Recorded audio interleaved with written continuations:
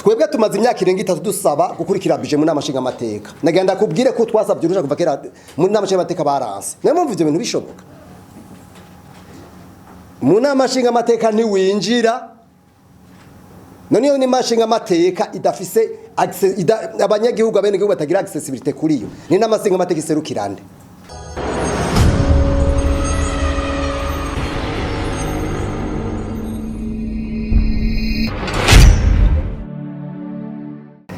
iyo rero bavuze itegeko rigenga amafaranga leta ikoresha mwumve yuko baba bavuze ubuzima bw'igihugu muri rusange nibijya mwumva abapolitisi baguma bavuga ajya amadisikuru mwumva mu bisanzwe abahinga bakurikirana ibya bije bavuga bati bije amafaranga leta ikoresha ni cirore wirabamwo biciye mu biharuro kugira ngo ubone ingene leta ashatse kuvuga leta ni guverinema kuko hari abantu bitiranya guverinema na leta twebwe tuvuga guverinema ucuraba ingene guverinema yiyumvira irota mu bwenge ivyo mumaze mu bishire mu mutwe abapolitisi barashaka kuvuga ibintu vyose bashaka mugira ngo ubone ivyo bavuga ko bihuye n'ukuri ucuja muri budget ukavuga uti mbega niko uravuga nivyo aha rero nivyo tugomba turabire hamwe kuri rimwe na rimwe abapolitisiye hari igihe bavuga indimi zitatu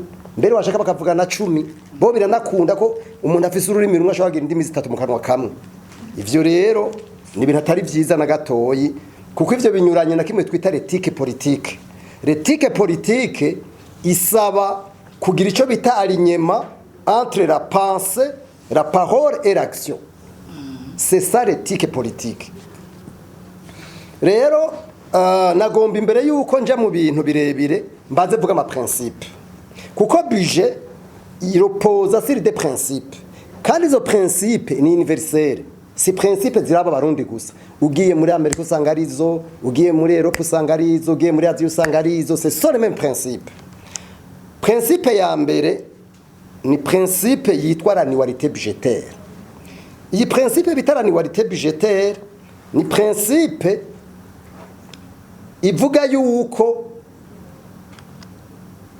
leta itegura amafaranga en deux parties nukuvuga ama recette n'ama dépenses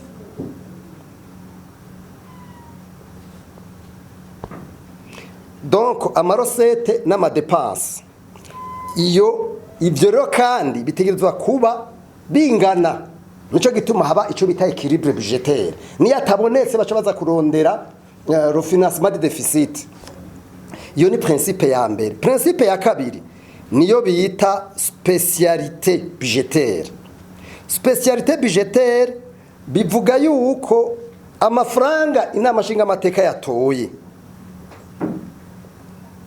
agomba gukuvra niyo agomba gukoreshwa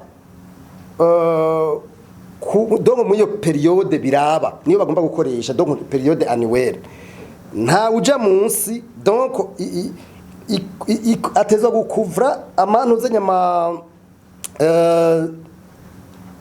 ama dépenses ahuye n'amarosete donc yautorijwe yarekuwe n'inama nshinga amateka na nkinguza amateka principe ya gatatu nico bita l'universalité budgétaire nayivuga yuko l'ensemble des recettes doit couvrir l'ensemble des dépenses principe ya kane yitwa la sincérité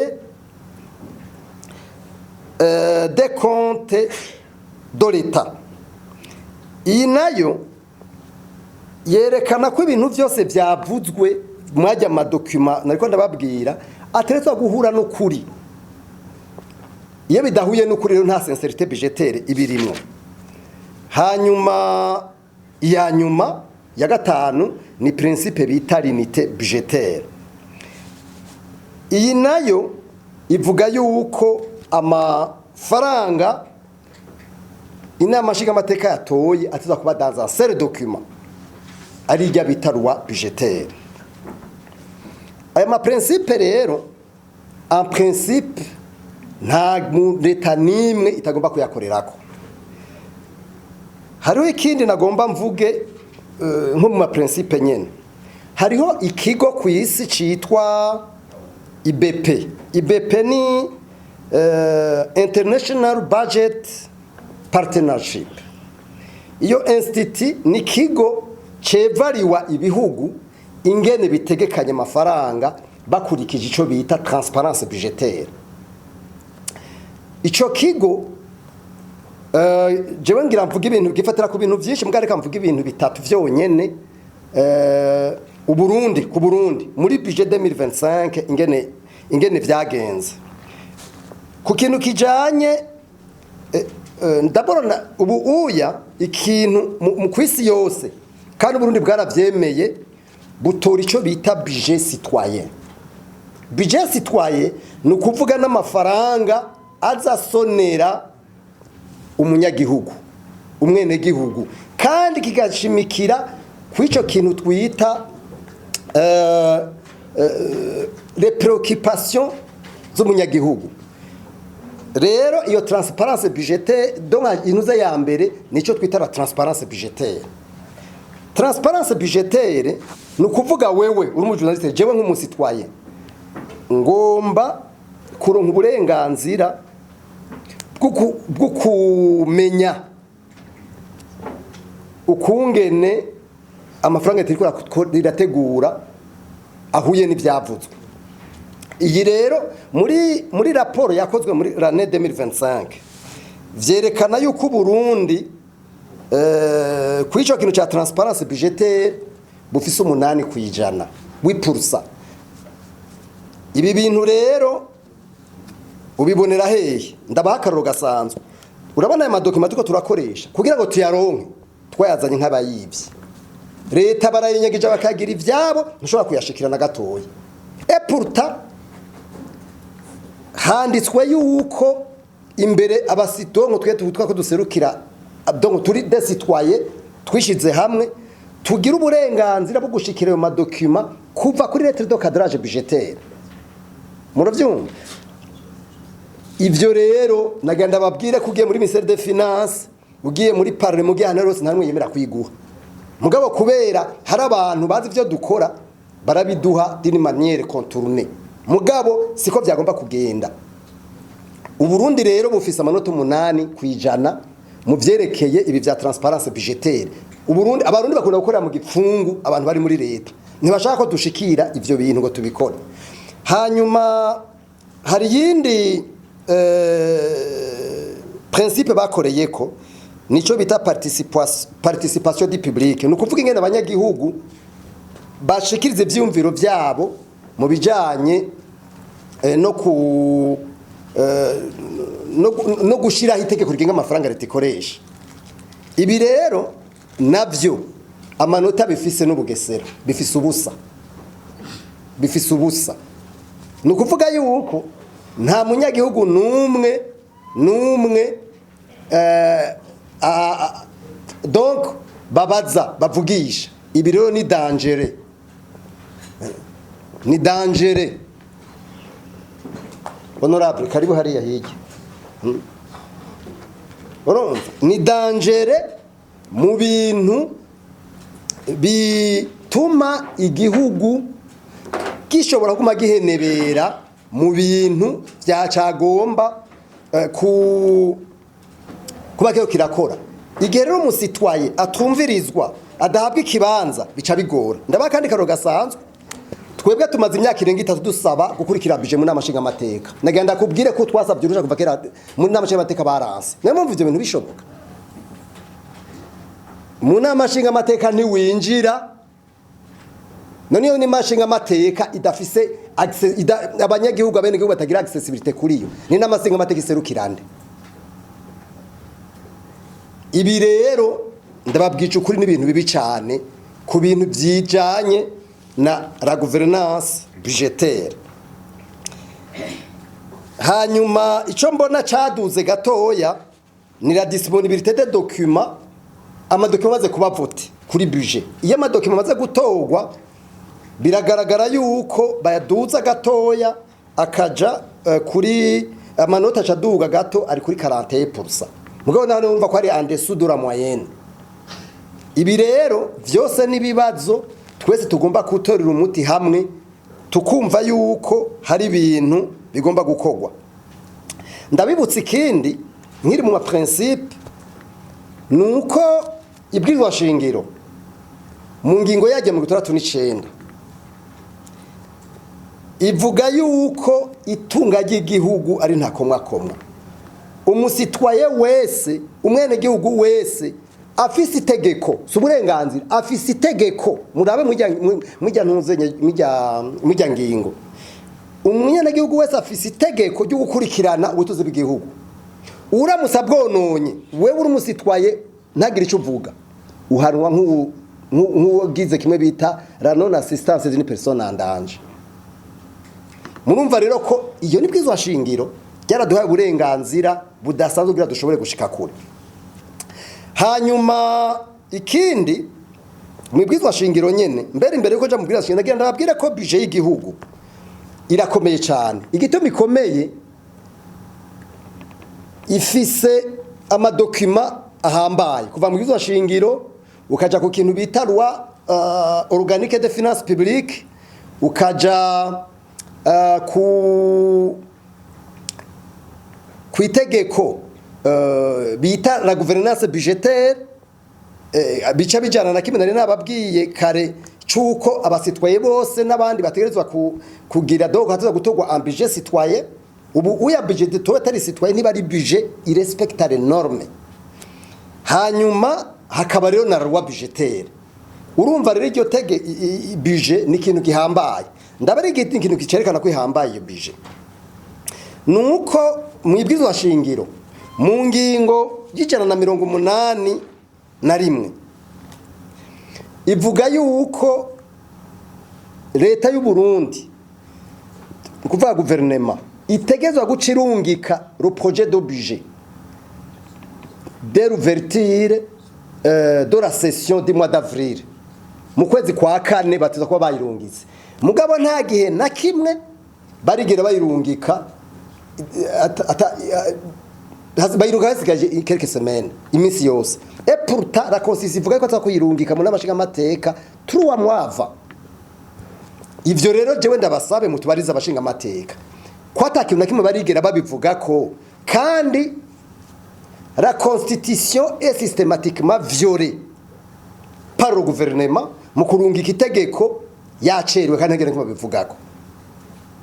Ikironi kikwereka yuko iri tegeko ari tegeko rihambaye cyane twese twagomba kumva yuko tugomba kugiramwe uruhara. Hari yindi ngingo ihambaye nagomba kuvuga, ni ngingo y'182. Mu bisanzwe iyi ngingo y'182 ari ne ya gatatu ivuga yuko iyi namashinga amateka yabonye yuko leta yarenze amategeko mu gutanga ivyangombwa hakiri kare kugira ngo loi budgétaire ibe analyse hakiri kare, baca bafata ica 12 en 12e ya budget ariko rakoreshwa kugira ngo babanze bayige neza, kuko leta igituma igira ivyo oya sabana sibijuju barazi ico bakora, no kugira ngo nk'abashinga amateka ntibayige neza. Mugabo ubu uya uravye ingene amabudget ari analyse, jewe nk'ubu ndafise analyse de la commission saisie au fond ya finance muri Assemblée nationale, c'est vraiment catastrophique. Ndaza kubigarukako. Mugabo aho n'amashinga amateka zikora neza baca bavuga bati leta koresheje 12e tubanza tuvyige neza turabe ko vy'ukuri iyi budget mwaturungikiye isonera ama principe ntuze nyama principe na twavuga haje, kuko la loi budgétaire iri cadré par les principes nababwiye n'amategeko mpejeje kubabarira. Ivyo rero ni ibintu bijanye n'ama principe. Nagomba imbere yuko nja ku bintu bindi ndababwire indi principe ihambaye.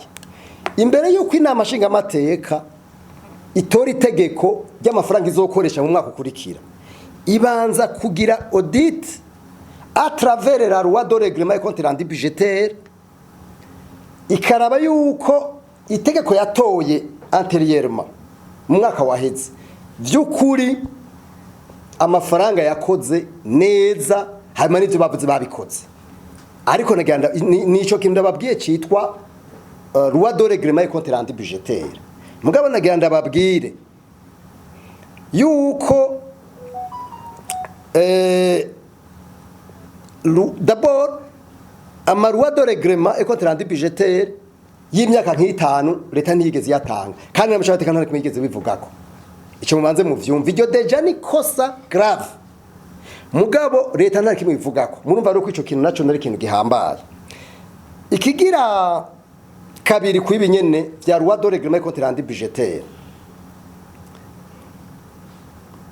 ugiye kuraba ibintu leta itegekanya reka nk'ubu uya amafaranga loi de règlement et compte rendu budgétaire y'umwaka muri loi organique de finances publiques twe mugabo nivyo tubona ko leta yashatse kuyorohereza bavuga yuko ngo bayitanga 6 mois après nukuvuga ko baca bayanariza kuri l'année suivante nk'ubu uya rero inama nshingamateka yanarije loi de règlement et compte rendu budgétaire ya l'année y'umwaka wa 2024-2025 iyi rero yiravye nshaka kugaruka ku bintu bimwe bimwe sinifuza kuja mu bintu byinshi kuko ritwova ngaha loi budgétaire ni kintu kinini kacha gukoresha amajambo yumvikana kugira ngo namwe muze kubishirikisa bene gihugu cyane cyane dufate kumwe n'ababwira kare leta yacu ivuga amajambo menshi muga mu by'ukuri adakuye n'ukuri ko nababwiye abanyepolitike kugira ngo umenye ko ivyo bavuga biri mu kuri uja kuraba ibiharuro nurabajya amajambo ya politike uyu uraba ibiharuro aha rero nagomba mfatire kuri loi de règlement et compte rendu budgétaire ya budget 2024-2025 kuko niyo bagize ko analyse yonyene yindi nayo urumva kwitarahera ubwa mbere tuje ku gisata cy'ubutare mwese murabizi murumva yuko abantu batwara guma guti ubutare ni mama wararaye buca twogorora n'amakamyo akazunguruka mu gisagara mukabibona mugabo nababwiye discours umunyepolitike avuze jewe ndayirabira mu biharuro sindayirabira mu majambo ya politike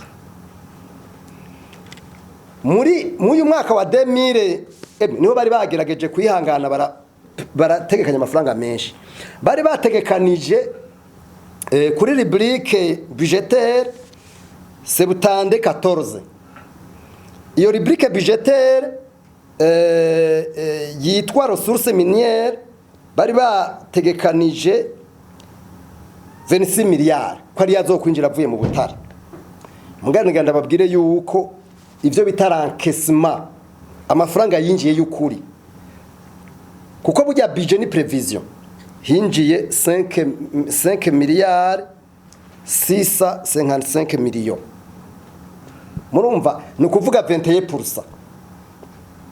Ikintu mucandike neza hinjiye donc leta yari itegereje ko azokwinjira 26 miliyari mugabo hinjiye 5 miliyari 655 non pardon millions ndasubiramo nanje mpinduke ndasubiramo 5 miliyari 655 millions contre 26 miliyari kuri izo secteur minier ikimucumve neza muzoce mugana mutubariza bati tunajya makamyo girirwa razunguruka amafaranga nuna jahi ndababwira ikindi kintu mutari muzi muri loi de règlement et compte rendu budgétaire bavuga yuko 95% yaya mafaranga 5 miliyari nukuvuga hafi 4 miliyari 600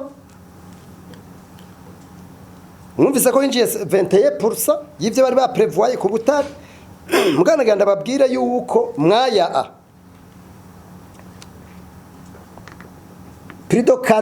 près de 5 miliyari yose n'inzahabu zashowe gusa inzahabu zonyene nukuvuga bimwe vya casterite vya colta vya wolframite n'ibindi nta na hamwe muri budget biri n'inzahabu zonyene gusa muvyumve neza ya makamyo tubona ko mazunguruka hariya nta namwe ngaha ariko nta murabizi ko atanzabuzogenda amakamyo kujya ibyo murabizi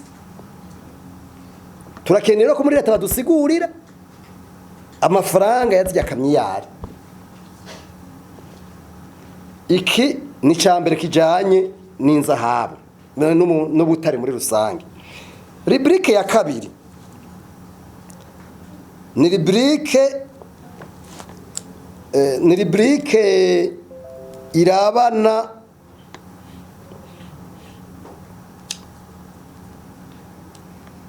ni rubrike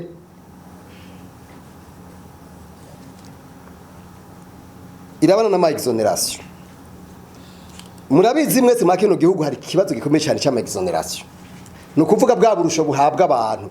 Ndabibutse yuko twatanguye ama exoneration ari kuri 18 miliyari mu myaka yahera. Ubu byaraduze urumva byaravuye kuri 18 miliyari biraja kuri 80 miliyari birazaja kuri 111 miliyari nagenda babwire ko ubu uye babigeje kuri 200 miliyari.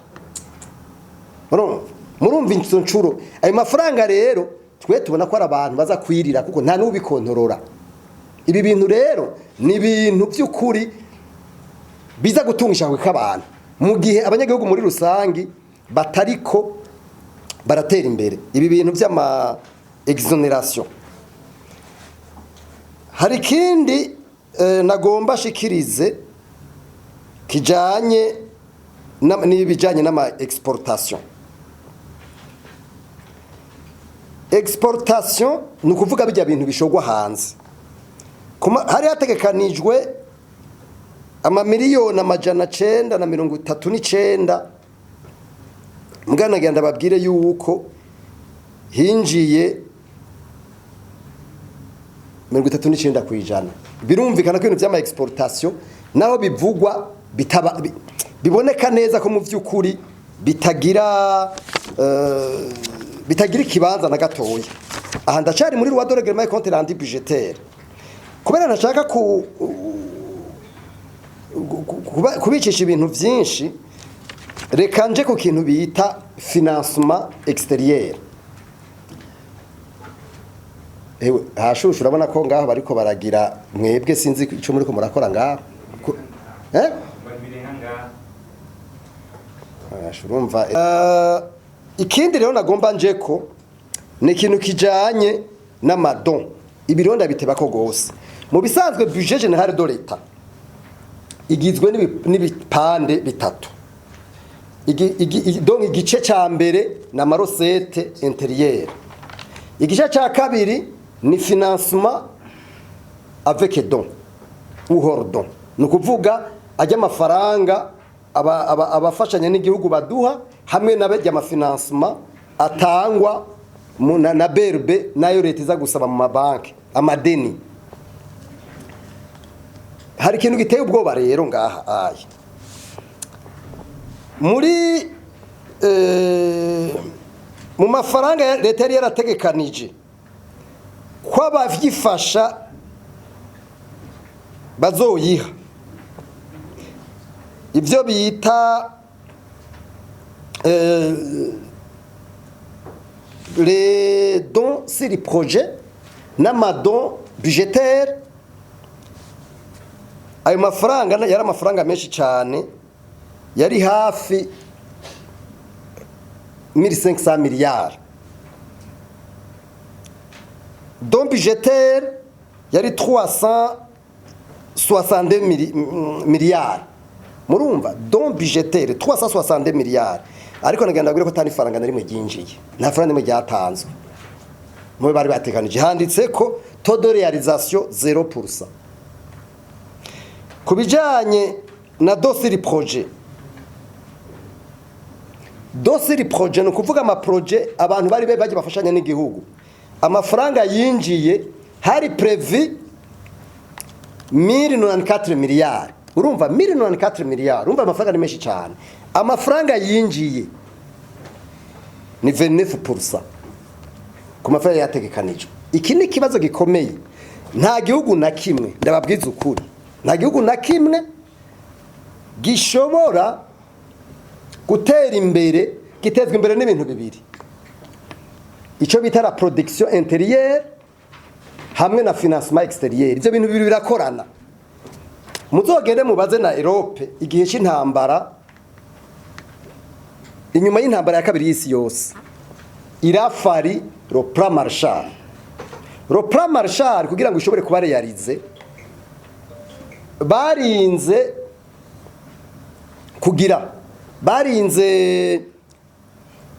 gusaba imfashanyo n'amadeni. Muga amadeni uyasavye hariho ibintu bibiri bigusaba, la gouvernance. Ata gouvernance ntibishoboka. Naha rero nariko ndavuga nti uravye iyi taux de réalisation, urumva nta kintu bita don budgétaire ntikibaho mu Burundi. Urumva na sur projet, urumva 29% taux de réalisation. Urumva ko ibintu ari ibintu biteye ubwoba, ntidushobora kwa avansa nibikunda. Ibi rero nifuza ko ntoja mu madetaye, mugabo hari ikindi kintu nagomba nce njako, kindi ni ikintu kijanye n'amadeni. Nababwiye ko leta muri financement ndacyari muri loi de règlement et compte rendu budgétaire. Muri loi de règlement baravuga leta higeze ku madeni. Ubu uravye muri loi de règlement, leta muri dette intérieure iri kuri hafi 5,000 miliyari. Dette intérieure, dette extérieure hafi 2,000 miliyari. Urumva ko byose na byose hafi ari 7,000 miliyari. Ni biharuro byanditse ngaha. Ibi bintu rero hari gihe leta yifata nk'umugabo yasuruye, mugabo agaca kunda kayoga, agaca kuna no kujya ka brochette. Uti kucyo kubera iki? Ntushobora kurondera kwamikara cyane mu gihe uri kurarya ufungura neza, mugabo utinjije ivyo bintu uri kurafungura. Murumva iryo deni ngene riguma riduga, ninashika kuri budget igira muraza kubibona. Iri dette rero extérieure intérieure riza kubuza ikintu bita la croissance du secteur privé. Nishoboka secteur privé mu gihe nk'iki nishoboka, kuko secteur amabanke ni ya finance le secteur privé. Mugabo ugiye kuraba amafaranga nk'ubu uya kubera leta mwaya madon extérieur atayabonetse, leta yacigenda gufinansa le déficit, isaba ma crédit mu mabanke hamwe na emission de bons de trésor. Byaciye biduga inshuro nk'amajana 3 kwijana, mbere ahubwo nk'igihumbi kwijana, kuko bace baza gusaba amadeni. Ivyo navyo bica bihagarika ko le secteur privé ibaho. Ibi bintu ni danger pour c'est même suicidaire sur l'économie y'igihugu. Hari yindi elema nagomba kuvuga, ni elema ijanye n'ama entreprise publique. Murabizi nta societe, nta gihugu na kimwe gishobora gutera imbere ama societe aba public ou privé atari kwatera imbere. Kugira ngo bibone ko ama societe publique ou a participation publique ari kwatera imbere, ubirabira mu byo bitare dividende zitangwa zihabwa leta, ko leta n'ama societe fize mu mitahe. Mugabo nagenda babwire yuko ama societe yonyene yashoboye gutanga ama dividende hejuru ya a miliyari, cyangwa gushikira miliyari n'ama societe ashika kurane gusa yonyene. Ni BCB, BHB, Brarudi, Global Port Services na Sosumo, nayo yonyene gusa. Izindi ntimumbaze ama societe aya niyo yashoboye gutanga ama dividende ari hejuru. Mugabo none ko ari faible cyane, none ko ari make. Sinoja mu madetaye yavyo kuko noca nsanga ngiye muri birebire cyane. Hanyuma societe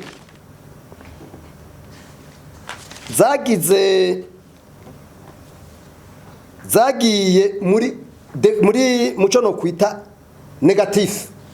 dongo zitaronse na kimwe ngo zigire n'amasosiyete ashika ku 9 hariho Cogerco dongo izi zari negatif ningo ziri dara fayite umbabare nkoreshe so terme hariho Cogerco hariho Onatel hariho SRDI hariho RNP dongo post hariho bije ya nuzenye ya banque de femmes hariho non banque ni BDF hanyuma bije BBCI n'izindi ntarinza kuvuga ibi rero murumva neza yuko bituma ama societe nayoni menshi a participation publique ariko araja ku mfiro ivyo ni ikintu kigoye cyane mugana gomba mu guheza mu nkundire ngaruke ku kantu gatoyi ngaruke kuri ya mafaranga leta isaba y'amadeni